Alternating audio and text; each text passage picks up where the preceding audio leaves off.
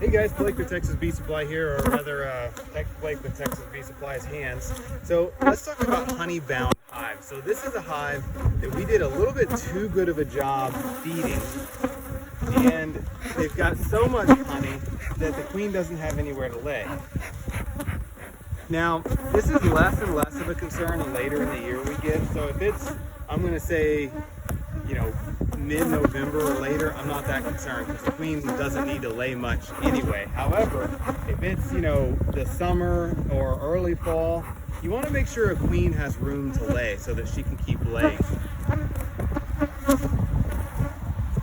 In this particular hive, I've already checked, and this second box is completely full of honey. Every frame is completely full of capped honey. There is no brood up here because it's so full of honey. And there's, they've completely filled it up with honey. Now this deep box is probably about 60 pounds because it's completely full of honey. If you've got only half a box full of honey up here and half the box is empty, I'm not too concerned because there's room for the bees to move that excess honey. Now, what really concerns me is when I go down into the second box, it's completely full of honey as well.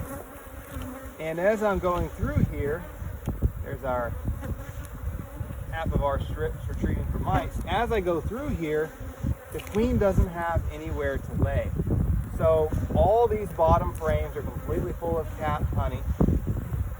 She's got a little bit of brood. She's only got about 2 frames of brood down in the bottom box. And the reason is all the other frames are full of capped honey. So there's her frame of brood here, down here in the bottom box. But there's only 2 frames of brood, and all the frames right next to her are completely full of capped honey. So what I'm going to do, I'm going to do 2 things. One, I'm certainly going to stop feeding, but I'm also going to take a frame of this capped honey, or a frame of honey on either side of the brood, and I'm going to set it 20 or 30 feet away from the hive for about a day and let the bees rob it out. So here's another frame of full honey. So I've got my 2 frames of brood right here in the middle. I've got my 2 frames of honey that I'm going to let the bees rob out.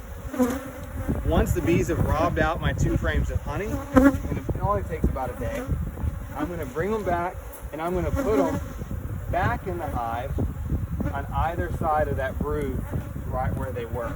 Now this just gave the queen 2 empty frames on either side of her 2 frames of brood that she can now lay in.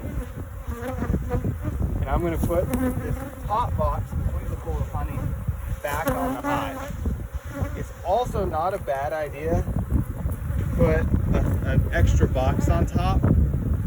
If it's, I'm going to say if it's, between July and October, I would put an additional box up on top so they can keep moving honey up out of the queen's way.